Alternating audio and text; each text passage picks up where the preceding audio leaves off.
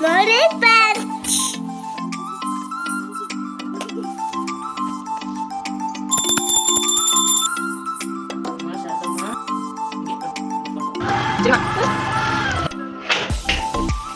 Love you, Mama. Hi ನಮಸ್ಕಾರ ಎಲ್ರಿಗೂ, welcome back to another vlog. ಎಲ್ಲರೂ ಹೇಗಿದ್ದೀರಾ? ನೀವೆಲ್ಲ ಚೆನ್ನಾಗಿದ್ದೀರಾ ಅಂದ್ಕೊಂಡಿದ್ದೀನಿ. ಹಾಗೆ ನಾನು ಕೂಡ ತುಂಬಾ ಚೆನ್ನಾಗಿದ್ದೀನಿ. ಇದು ಆಯುಧ ಪೂಜೆ ಹಿಂದಿನ ದಿನದಿಂದ ವ್ಲಾಗ್ ಮಾಡ್ಕೊಂಡಿದ್ದೆ, ಸೊ ಅದನ್ನು ಕೂಡ ನಿಮ್ಮ ಜೊತೆ ಶೇರ್ ಮಾಡ್ಕೋತಾ ಇದ್ದೀನಿ. ಹಾಗೆ ಆಯುಧ ಪೂಜೆ ನಮ್ಮ ಮನೇಲಿ ಯಾವ ರೀತಿ ಮಾಡಿದ್ವಿ ಅದನ್ನು ಕೂಡ ನಿಮ್ಮ ಜೊತೆ ಶೇರ್ ಮಾಡ್ಕೊಳ್ತಾ ಇದ್ದೀನಿ. ಹಾಗೆ ಇವಾಗೆಲ್ಲ ಮೀಶೋದಲ್ಲಿ ಆಫರ್ ಇದ್ದಿದ್ದರಿಂದ ಮನೆಗೆ ಕೆಲವೊಂದು ಬೇಕಾಗಿರೋ ಐಟಮ್ಗಳನ್ನ ತರಿಸ್ದೆ. ಇದೊಂದು ಗೋಡೆಗೆ ನೇತಾಕೋದು ಅಂತ ಹೇಳ್ಬೋದು, ವೆಲ್ಕಮ್ ಟು ಸ್ವೀಟ್ ಹೋಮ್ ಅಂತ. ತುಂಬ ಇಷ್ಟ ಆಯಿತು. ಇದ್ರ ಸೈಜು ನಾನು ಅಂದ್ಕೊಂಡಿದ್ದಕ್ಕಿಂತ ಕಡಿಮೆ ಇದೆ ಅಂತ ಅನ್ನಿಸ್ತು. ಕೊಟ್ಟಿರೋ ದುಡ್ಡಿಗೆ ಓಕೆ ಅಂತ ಅನ್ನಿಸ್ತು ಅಷ್ಟೇ. ಇದು ನಮ್ಮ ಸಿರಿಮಾಗೆ ಅಂತ ತರಿಸಿದ್ದು ಮೀಶೋದಲ್ಲೇನೆ. ಮಕ್ಕಳು ಆಟ ಆಡೋವಂಥ ಕಿಚನ್ ಸಾಮಗ್ರಿಗಳು ನನಗೆ ತುಂಬ ಕಡಿಮೆ ಬೆಲೆಗೆ 80% ಆಫರಲ್ಲಿ ಸಿಕ್ತು ಇದು ನನಗೆ. ನಮ್ಮ ಸಿರಿಮಾ ಅಂತೂ ನಾನು ಅಡುಗೆ ಮಾಡೋವಾಗೆಲ್ಲ ಅಡುಗೆ ಮನೆಗೆ ಬಂದು ಯಾವುದಾದ್ರೂ ಒಂದು ಪಾತ್ರೆ ತೊಗೊಂಡು ನಾನೇನು ಅಡುಗೆ ಮಾಡ್ತಿರ್ತೀನಲ್ಲ ಅದೇ ರೀತಿ ಅವಳು ಮಾಡ್ತಾನೇ ಇರ್ತಾಯಿದ್ಲು. ಸೊ ಅವಳಿಗೆ ಅಂತ ನಾನು ಇದನ್ನು ತರಿಸ್ದೆ. ನಮಗೆ ತುಂಬಾ ಆಸೆ ಇತ್ತು, ಇದು ಚಿಕ್ಕ ವಯಸ್ಸಲ್ಲಿ ಈ ಥರ ಆಟ ಸಾಮಾನೆಲ್ಲ ಆಡಬೇಕು ಅಂತ ತುಂಬಾ ಆಸೆ ಇತ್ತು. ಆದರೆ ಅವಾಗೆಲ್ಲ ಈ ಥರ ಮೀಶೋ ಅದು ಇದು ಆನ್ಲೈನ್ ಶಾಪಿಂಗ್ ಅಂತ ಇರಲಿಲ್ಲ. ಊರ ಕಡೆ ನಮ್ಮೂರಲ್ಲಿ ಮಾಗಡಿ ಜಾತ್ರೆಗೆ ಹೋದಾಗ ಯಾವಾಗಾದರೂ ಒಂದು ಸಲ ಯಾವ ದುಡ್ಡಿದ್ರೆ ಯಾವುದಾದ್ರೂ ಒಂದು ತೊಗೋತಾ ಇದ್ವಿ. ಒಟ್ಟಿಗೆ ಇಷ್ಟೊಂದೆಲ್ಲ ಸಿಗ್ತಾ ಇರಲಿಲ್ಲ. ಇತ್ತೀಚೆಗೆ ಬಂದಿರೋದು ಈ ಥರ. ಚೆನ್ನಾಗಿರುತ್ತೆ, ಅವರು ತುಂಬಾ ಖುಷಿ ಪಡ್ತಾರೆ. ಇವಾಗೆಲ್ಲ ಮಕ್ಕಳಿಗೆ ಮೊಬೈಲ್ ಕೊಟ್ಟು ಕೂರಿಸೋದಕ್ಕಿಂತ ಈ ಥರ ಸಾಮಗ್ರಿಗಳಿದ್ದರೆ ಮನೇಲಿ ಅವರು ಇಷ್ಟಪಡೋ ಥರ ಅವರಿಗೂ ಇಷ್ಟ ಆಗುತ್ತೆ. ಕೆಲವೊಂದು ಸಲ ನಮ್ಗೆ ಅಷ್ಟು ಕಾಟ ಕೊಡೋದಿಲ್ಲ, ಆರಾಮಾಗಿ ಆಡ್ಕೊಂಡಿರ್ತಾರೆ ಅವರು. ಇನ್ನು ಕೆಲವೊಂದು ಗೇಮ್ ಆಡೋದಕ್ಕೆ ಇಷ್ಟಪಡ್ತಾಳೆ ನಮ್ಮ ಸಿರಿಮಾ. ಕ್ಯಾರಮ್ ಬೋರ್ಡು ಮತ್ತು ಕೆಲವೊಂದು ಮೈಂಡ್ ಗೇಮ್ ಇವಾಗೆಲ್ಲ ಬಂದಿದೆಯಲ್ಲ ಅದನ್ನೆಲ್ಲ ಆಡೋದಕ್ಕೆ ಇಷ್ಟಪಡ್ತಾಳೆ. ಓದೋದ್ರ ಜೊತೆಗೆ ಈ ಥರ ಆ್ಯಕ್ಟಿವಿಟೀಸ್ ಇದ್ದರೆ ಗೇಮ್ ಆಡೋದು, ಆಟ ಆಡೋದು ಅದೆಲ್ಲ ಇದ್ದರೆ ಮೈಂಡು ಸ್ವಲ್ಪ ಫ್ರೀ ಆಗಿರುತ್ತೆ ಅವ್ರದ್ದು. ಬಾಲ್ಯದ ದಿನಗಳನ್ನ ಸ್ವಲ್ಪನಾದರೂ ಎಂಜಾಯ್ ಮಾಡಬೇಕು ಅಲ್ವಾ. ನೆಕ್ಸ್ಟು ನಾನು ಈ ಜಿಪ್ಲಾಕ್ ಕವರ್ ತರಿಸಿದ್ದೀನಿ. ಸೊಪ್ಪುಗಳನ್ನೆಲ್ಲ ತೊಗೊಂಬಂದಾಗ ಬಿಡಿಸಿ ಕವರಲ್ಲಿ ಎತ್ತಿಟ್ಕೋತೀವಿ ಫ್ರಿಜ್ಜಲ್ಲಿ. ಸ್ವಲ್ಪ ದಿನ ಆದರೆ ಅದು ಕಪ್ಪಾಗೋದಕ್ಕೆ ಸ್ಟಾರ್ಟ್ ಆಗುತ್ತೆ. ಈ ಥರ ಜಿಪ್ಲಾಕ್ ಕವರಲ್ಲಿ ಇಟ್ಟರೆ ನಾವು ಅಂದ್ಕೊಂಡಿರೋದಕ್ಕಿಂತ ಒಂದು 2-3 ದಿನ ಜಾಸ್ತಿ ಬಳಸ್ಕೋಬೋದು ಸೊಪ್ಪನ್ನು. ಹಾಗೆ ಫ್ರಿಡ್ಜ್ ಕೂಡ ಕ್ಲೀನಾಗಿರುತ್ತೆ, ಆರ್ಗನೈಸ್ಡ್ ಆಗಿರುತ್ತೆ. ಯಾವ ಸೊಪ್ಪಾದರೂ ಹಾಕ್ಕೋಬೋದು. ಮೆಂತ್ಯ ಸೊಪ್ಪು, ಪಾಲಕ್ ಸೊಪ್ಪು, ನಾವು ಯಾವುದ್ಯಾವುದು ತೊಗೊಂಬರ್ತೀವಲ್ಲ, ಈ ಪುದೀನ, ಕರಿಬೇವು ಅದನ್ನೆಲ್ಲ ಬಿಡಿಸಿ ಇದ್ರೊಳಗೆ ಇಟ್ಕೋಬೋದು. ಪ್ಯಾಕ್ ಆಫ್ 5 ಬಂದಿದೆ ನನಗೆ. ನೋಡಿ ಈ ಥರ ಓಪನ್ ಮಾಡಿ ಮತ್ತು ಕ್ಲೋಸ್ ಮಾಡೋದು. ಈ ಚಾಪಿಂಗ್ ಬೋರ್ಡ್ನ ಒಂದು 5 ವರ್ಷ ಯೂಸ್ ಮಾಡಿದ್ದೀನಿ. ಪ್ಲಾಸ್ಟಿಕ್ಕಿಂದ ಈ ವುಡನ್ ಚಾಪಿಂಗ್ ಬೋರ್ಡ್ ತೊಗೊಂಡೆ. ಅದು ಸ್ವಲ್ಪ ಈ ಥರ ಫಂಗಸ್ ಥರ ಬರ್ತಾಯಿತ್ತು. ಇವಾಗ ನಾವು ವುಡನ್ ಚಾಪಿಂಗ್ ಬೋರ್ಡ್ನ ಎಷ್ಟೇ ಕ್ಲೀನಾಗಿ ಇಟ್ಕೊಂಡ್ರು ಸ್ವಲ್ಪ ಡ್ರೈ ಆಗಲಿಲ್ಲ ಅಂದರೆ ಅದು ಸೈಡಲ್ಲೆಲ್ಲ ಈ ಥರ ಫಂಗಸ್ ಬರೋದಕ್ಕೆ ಸ್ಟಾರ್ಟ್ ಆಗುತ್ತೆ. ಹಂಗಾಗಿ ನಾನು ಸ್ಟೈಲ್ನೆಸ್ ಸ್ಟೀಲ್ ಚಾಪಿಂಗ್ ಬೋರ್ಡ್ನ ತರಿಸಿದ್ದೀನಿ. ಸುಮಾರು ದಿವಸದಿಂದ ಇದನ್ನು ತರಿಸ್ಕೋಬೇಕು ಅಂತ ನೋಡಿ ಇವಾಗ ಹೇಗಿದ್ದರೂ 80% ಆಫರ್ ಇದೆ ಅಲ್ವಾ, ಹಂಗಾಗಿ ತರಿಸ್ಕೊಂಡೆ. ಯಾವಾಗ ನೋಡಿದಾಗ್ಲೂ ಅಷ್ಟೇ 500 ಮೇಲೇ ಇರ್ತಾಯಿತ್ತು ರೇಟು. ಮೀಶೋ ಮೆಗಾ ಸೇಲ್ನಲ್ಲಿ 80% ಆಫರ್ ಇದ್ದಿದ್ದರಿಂದ ನನಗೆ ಈ ಚಾಪಿಂಗ್ ಬೋರ್ಡ್ ಜಸ್ಟ್ 300 ರುಪೀಸ್ಗೆ ಸಿಕ್ತು. ನೀವು ನಂಬೋಕ್ಕಾಗಲ್ಲ ಅಲ್ವಾ. ಇದ್ರ ಕ್ವಾಲಿಟಿ ಆಗಿರ್ಬೋದು, ಸೈಜ್ ಆಗಿರ್ಬೋದು, ಪರ್ಸ್ನಲಿ ತುಂಬಾ ಇಷ್ಟ ಆಯಿತು. ಹೇಗೆ ಬರುತ್ತೋ, ನಾವು ಕೊಟ್ಟಿರೋ ದುಡ್ಡಿಗೆ ಹೇಗೆ ಬರುತ್ತೋ ಏನೋ ಅಂತ ಸ್ವಲ್ಪ ಭಯ ಆಗ್ತಾಯಿತ್ತು ನನಗೆ. ಬಂದರೆ ಏನಾದರೂ ಚಿಕ್ಕ ಸೈಜ್ ಬಂದರೆ ವಾಪಸ್ ಕೊಟ್ಬಿಡೋಣ ಅಂತ ಅಂದ್ಕೊಂಡೆ. ಆದರೆ ಓಪನ್ ಮಾಡಿದ ತಕ್ಷಣ ನೋಡಿದ ತಕ್ಷಣವೇ ಸ್ವಲ್ಪ ದೊಡ್ಡ ಸೈಜ್ ಬಂದಿದೆ ಅಂತ ಅನ್ನಿಸ್ತಾ ಇತ್ತು ನನಗೆ. ಎಷ್ಟು ಚೆನ್ನಾಗಿದೆ ನೋಡಿ. ಇದನ್ನು ನೀವು ಕೌಂಟ್ರ್ ಟಾಪ್ಗೆ ಅಡ್ಜಸ್ಟ್ ಮಾಡ್ಕೋಬೋದು. ಕೆಲವೊಂದು ಚಾಪಿಂಗ್ ಬೋರ್ಡಲ್ಲಿ ತರಕಾರಿ ಕಟ್ ಮಾಡುವಾಗ ಆ ಕಡೆ ಈ ಕಡೆ ಸ್ವಲ್ಪ ಮೂವ್ ಆಗ್ತಾ ಇರುತ್ತೆ. ಈ ಥರ ಕೌಂಟ್ರ್ ಟಾಪ್ಗೆ ಫಿಕ್ಸ್ ಮಾಡಿಕೊಂಡ್ರೆ ಅದು ಪರ್ಫೆಕ್ಟಾಗಿ ಫಿಕ್ಸ್ ಆಗಿರುತ್ತೆ. ಆ ಕಡೆ ಈ ಕಡೆ ಎಲ್ಲೂ ಅಲ್ಗಾಡೋದೇ ಇಲ್ಲ. ಇದನ್ನು ತರಿಸ್ಕೊಂಡ್ಮೇಲೆ ನಮ್ಮ ಅಡುಗೆ ಮನೆ ಸ್ವಲ್ಪ ಚೆನ್ನಾಗಿ ಕಾಣಿಸ್ತಾ ಇತ್ತು ಅಂತಲೇ ಹೇಳ್ಬೋದು. ಸೈಜ್ ಸ್ವಲ್ಪ ದೊಡ್ಡದಾಗಿರೋದ್ರಿಂದ ತರಕಾರಿಗಳನ್ನೆಲ್ಲ ಹಚ್ಚಿ ಇದ್ರ ಮೇಲೇ ಇಟ್ಕೋಬೋದು. ಇದ್ರ ಮೇಲೆ ಚಪಾತಿ ಕೂಡ ಒಸ್ಕೋಬೋದು, ಹಾಗೆ ಮುದ್ದೆ ಕೂಡ ಕಟ್ಕೋಬೋದು.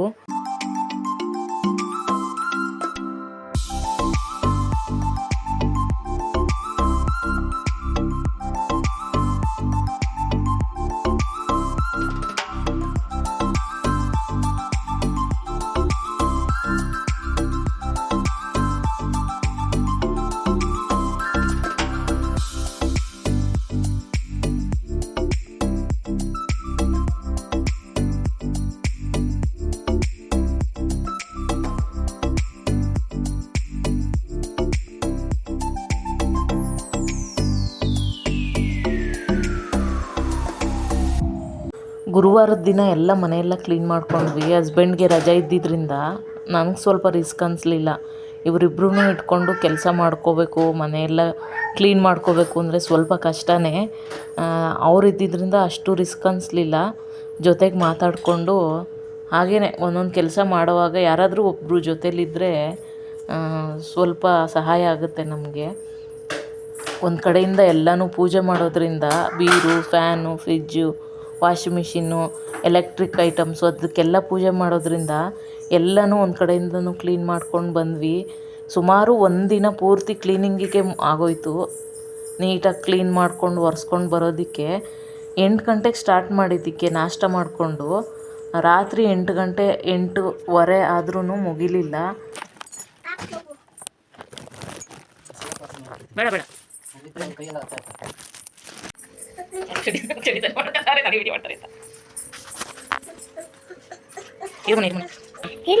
ಅಮ್ಮ ಪೂಜೆಗೆ ಸರಿ. ಆ ಕವರ್ ಏನು ಕೇಳ್ತಾ ಇದ್ದೀರಾ? ಇರ್ಲಿ ಬಿಡಿ, ಧೂಳಾಗುತ್ತೆ.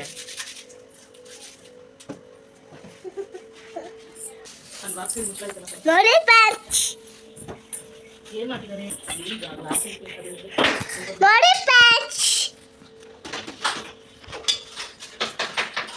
ನಾವು ಆಜ ಪೂಜೆಗೆ ಏನು ಮಾಡ್ತವ್ರಿ? ಕೇಳು ಆಜ ಪೂಜೆಗೆ ಅಪ್ಪಾರು ಏನು ಮಾಡ್ತವ್ರೆ?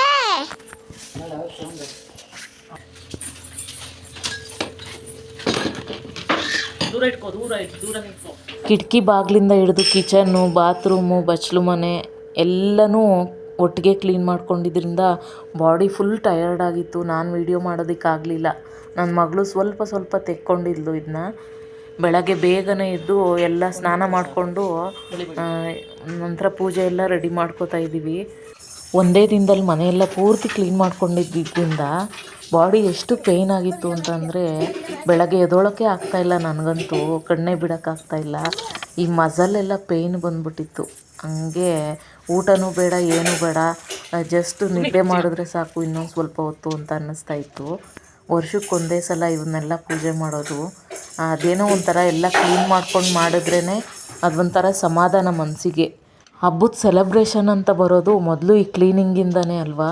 ಒಂಥರ ಮನ್ಸಿಗೆ ತೃಪ್ತಿ ಆಯಿತು. ನೆಮ್ಮದಿಯಾಗಿ ಪೂಜೆ ಮಾಡಿದ್ವಿ.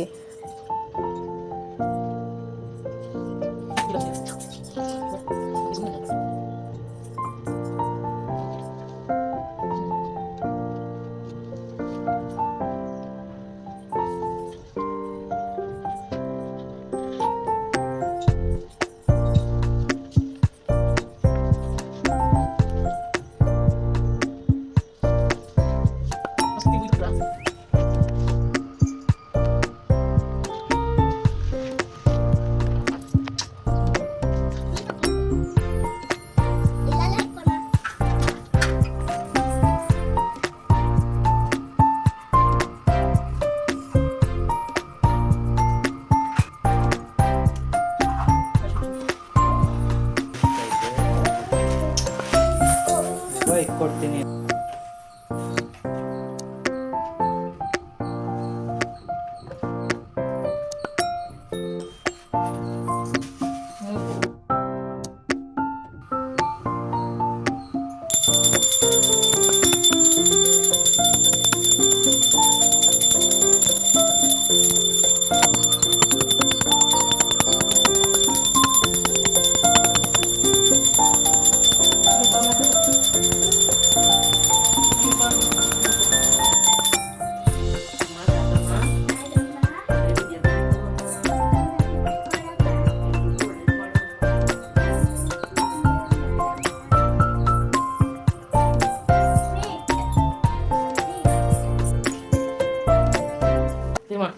ನಮಸ್ಕಾರ ಮಾಡ್ತಾ ಸಿರಿಮಾ. ಸ್ವೀಟ್ ತಿನ್ಸು. ಸ್ವಲ್ಪ ತಿನ್ನಿಸ್ಬೇಕು. ಚಪ್ಪ ಚಪ್ಪ. Thank you. ನನಗೆ ನನಗೆ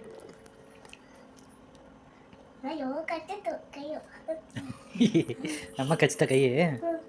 ಹಿಂಗೆ ಹಿಂಗೆ ಕಣ್ಣು ಕೂತ್ಕೊಂಡು ತಿನ್ಬೇಕು. ಕಣ್ಣು ಕೂತ್ಕೊಳಪ್ಪ. ಇದು ಡ್ರೈ ಫ್ರೂಟ್ಸ್ ಹಾಕೋರಲ್ರಿ ಅದರಲ್ಲಿ ಇರಲೇ ಇಲ್ಲ ಇದೀರಾ ಗಾಡಿ ಕಿತ್ತಾಂಡ ಇದೆ ಅಲ್ವಾ ಎಷ್ಟು ಮುಂದೆ ನೀವು ಹೋದಾಗ ಹಿಂದೆ ನೋಡೋದು. ನೋಡಿ ಫ್ರೆಂಡ್ಸ್ ಚೆನ್ನಾಗಿ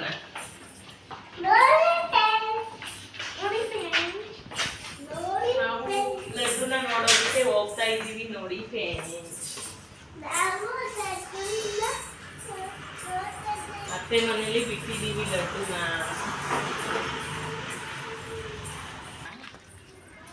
ನನ್ನ ಮಗನ್ ಕೇಳಿದ್ರೆ ಹಂಗೆ ಹೇಳ್ತದೆ ಹೆಂಗೆ ಸ್ಟಾರ್ಟ್ ಮಾಡೋದು ಗಾಡಿನ.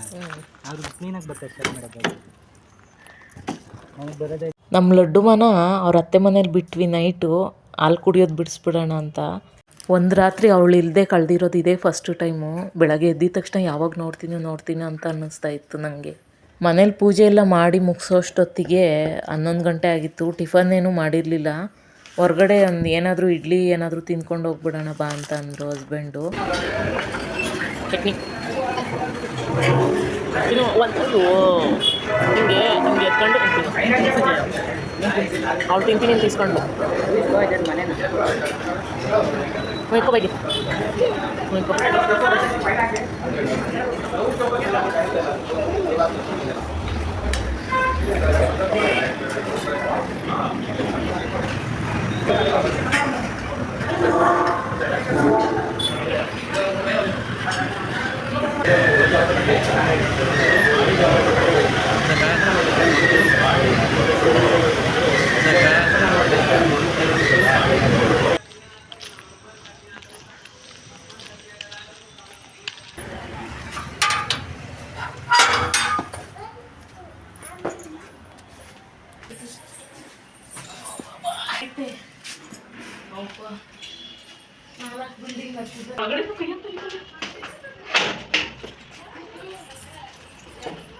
ಆರತಿ ಮಾಡ್ರಿ ನಮ್ಮ ಹುಡುಗಿ. ಆರತಿ ಆರತಿ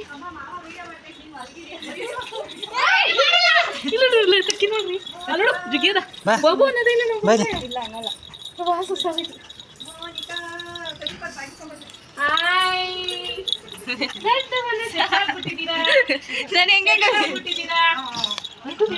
ಮಮ್ಮಿ ಮಮ್ಮಿ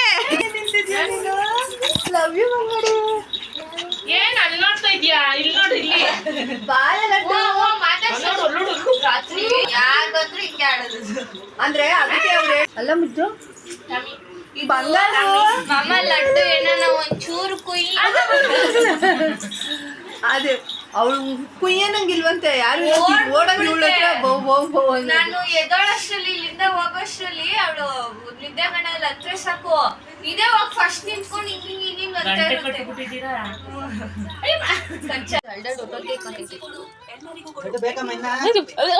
ಸರಿಯಾಗಿ ಅಗೀತಾ ಇಲ್ಲ.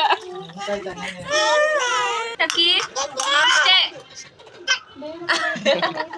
ಟಕಿ ಅಷ್ಟೇ ಟಕಿ ಟಕಿ ಅಷ್ಟೇ ಕಳ್ಳಿ ನಮ್ಮನೆಗೆ ಬಂದಲ್ಲ ಎತ್ಕೊಂಡು ತಗೊಳ್ಳೆ ಕಳ್ಳಿ ಏನಿಲ್ಲ ತುಪ್ಪಿ ಕೊಟ್ಟಿದ್ದವನು ಕೊಡಲ್ಲ ನಾನು ಕಳ್ಳಿ ಕೊಡಲ್ಲ ಟಕ್ಕಿ ನಮ್ಮನೆ ಟಕ್ಕಿ ಕೊಡಲ್ಲ ನಾನು ಅಲ್ಲಡತೆ ನೀನು ಐಸ್ನ ಕೊಡಲ್ಲ ನಾನು ಲೈವ್ ಬರ್ತಾ ಇರ್ತದಲ್ಲ ಅದಕ್ಕೆ ಬೆಳ್ಕೊಡಿತಾ ಇರೋದು ಹೊಟ್ಟೆ ಸಿಕ್ಕಾಯ್ತು ನಿಮ್ಮ ಅಮ್ಮಗ. ಮಾಡಿರೋ ಬೇರೆ ಸತ್ತೀನಿ ಆಮೇಲೆ ಚಿಕನ್ ತಿಂತೀನಿ ಏನೋ ನನ್ನ ಮಗಳು ಬೆಳಗ್ಗೆ ಎದ್ದು ಮಗ ಇಟ್ಕೊಂಡು ಮಗಿಗೂ ತಿನ್ಸಿ ಉಪ್ಪಿಟ್ಟು ಮಾಡ್ತಿದ್ರು ಇದು ತಿಂದು ಸಾಂಬಾರು ಮಾಡಿ ಮಾಡಿಲ್ಲ ಅಂದ್ರೆ ಬೈತಿಲ್ಲ ಬೈಕ್ ಅಂತದೆಯಾ ಅಪ್ಪ ರಾತ್ರಿ ಏ ಇಲ್ಲ ಅನ್ನ ತಿನ್ಸಿದೆ ಮಮ್ಮ ಉಪ್ಸಾರ್ ಖಾರ ಇತ್ತು ನೀರಿತ್ತು ಆಗ್ಬಿಟ್ಟು ತಿನ್ಸಿದೆ ತಿನ್ಲಿಲ್ಲ ಅದಕ್ಕೆ ಬೇಡ ಬಿಡು ಉಪ್ಪಿಟ್ಟು ಮಾಡಿ ತಿನ್ಸನ ಬಿಸಿ ಬಿಸಿ ನುಗ್ಗತೈತೆ ಬೇಗ ಅನ್ಬಿಟ್ಟು ಉಪ್ಪಿಟ್ಟು ಮಾಡಿ ತಿನ್ಸಿದೆ ನಾನು ಹುಷಾರಿದ್ದಾಗ ಒಂದಿನ ಕೆಲ್ಸ ಉಪ್ಪಿಟ್ಟು ಮಾಡ್ತಿದ್ದೆ ಹುಷಾರಿಲ್ಲ ತಿನ್ಬಿಟ್ಟು ಕೇಳೇ ಇಲ್ಲ ಏನಾರ ಒಂದು ನಾನು ಬೇಗ ಆಯ್ತದಲ್ಲ ರಾತ್ರಿ ಅದಕ್ಕೆ ತಿಂತೀನಿ. ಸರಿ ತಿಂತಾ ಇಲ್ಲ ಸರಿ ಇವ್ಳಿಗೆ ರುಚಿ ರುಚಿ ಇವಳಿಗೆ 2 ವರ್ಷ ಆದ್ರೂ ಸರಿನೇ ತಿಂತಾ ಇದ್ವಿ. ಬೇರೆ ಯಾವ್ದು ತಿಂತಾ ಇದ್ವಿ ಬಾಯ್ ನೋಡಿ ಹೆಂಗಾಡ್ಸ್ತಾ ಇದ್ದಂಗೆ ಹೆಂಗ್ ನೋಡು ಅದು ನುಂಗ್ತಾ ಇಲ್ಲ ಚಿಪಿ ಚಿಪಿ ಚಿಪಿ ನುಂಗ್ಕೊಂತವಳೆ ಅಗಿತಾ ಇಲ್ಲ. ನಿನ್ನೆ ನೈಟ್ ನನ್ನ ಜೊತೆ ಇರಲಿಲ್ವಲ್ಲ ಹಂಗಾಗಿ ನಾನು ಯಾವಾಗ ಮುಖ ನೋಡ್ತೀನೋ ಲಡ್ಡುದು ಅಂತ ಅನ್ನಿಸ್ಬಿಟ್ಟಿತ್ತು. ಮನೇಲಿದ್ದಾಗ ಇಬ್ರದ್ದು ಎಷ್ಟು ಕಿರಿಕಿರಿ ಇರುತ್ತೆ ಅಂತಂದರೆ ಯಪ್ಪ ಎಷ್ಟು ಕಾಟ ಕೊಡ್ತಾರೆ ಅಂತ ಅನಿಸುತ್ತೆ. ಬಟ್ ಅವರು ಇಬ್ಬರು ಇರಲಿಲ್ಲ ಮನೆಯಲ್ಲಿ ಅಂತ ಅಂದರೆ ಅದು ಮನೆಯೇ ಅಂತ ಅನಿಸೋದಿಲ್ಲ ನನಗೆ. ಇವತ್ತೊಂದು ನೈಟ್ ಇಲ್ಲೇ ಬಿಟ್ಟು ನಾಳೆ ಕರ್ಕೊಂಡು ಹೋಗ್ಬಿಡೋಣ ಅಂತ ಅಂದ್ಕೊಂಡಿದ್ದೀನಿ. ಮಕ್ಕಳಾದ್ಮೇಲೆ ಅವ್ರನ್ನ ಬಿಟ್ಟಿರೋದಂತೂ ಒಂಥರ ಸಂಕಟ, ಅದನ್ನ ಹೇಳ್ಕೊಳ್ಳೋದಕ್ಕಾಗಲ್ಲ. ಮಧ್ಯಾಹ್ನದ ಊಟಕ್ಕೆ ಚಿಕನ್ ಮಾಡಿದ್ರಿಂದ ಅಲ್ಲೇ ಊಟ ಎಲ್ಲ ಮುಗಿಸ್ಕೊಂಡ್ವಿ. ಸಂಜೆವರೆಗೂ ಅವಳ ಜೊತೆ ಆಟ ಆಡಿಕೊಂಡು ಸಂಜೆ ವಾಪಸ್ ಬಂದ್ವಿ ಮನೆಗೆ. ಇವತ್ತಿನ ಈ ವ್ಲಾಗ್ನ ಇಲ್ಲಿಗೆ ಎಂಡ್ ಮಾಡ್ತಾ ಇದ್ದೀನಿ. ಇಷ್ಟ ಆದರೆ ನಿಮ್ಗೇನಾದರೂ ಯೂಸ್ಫುಲ್ ಅನಿಸಿದ್ರೆ ಪ್ಲೀಸ್ ಲೈಕ್ ಮಾಡಿ, ಶೇರ್ ಮಾಡಿ, ಸಬ್ಸ್ಕ್ರೈಬ್ ಮಾಡಿ. ಹೊಸೊಬ್ರು ಯಾರಾದರೂ ನೋಡ್ತಾ ಇದ್ದರೆ ಪ್ಲೀಸ್ ಸಬ್ಸ್ಕ್ರೈಬ್ ಮಾಡ್ಕೊಂಡು ನೋಡಿ. ನೀವು ಸಬ್ಸ್ಕ್ರೈಬ್ ಮಾಡಿ ಪಕ್ಕದಲ್ಲಿರೋ ಬೆಲ್ಲೈಕೋನ್ನ ಕ್ಲಿಕ್ ಮಾಡೋದ್ರಿಂದ ನನ್ನ ಪ್ರತಿ ವಿಡಿಯೋ ನೋಟಿಫಿಕೇಷನು ನಿಮ್ಮ ಫೋನಿಗೆ ಬರುತ್ತೆ. ನೆಕ್ಸ್ಟ್ ವಿಡಿಯೋದಲ್ಲಿ ಸಿಗ್ತೀನಿ. ಅಲ್ಲಿವರೆಗೆ ಥ್ಯಾಂಕ್ಸ್ ಫಾರ್ ವಾಚಿಂಗ್.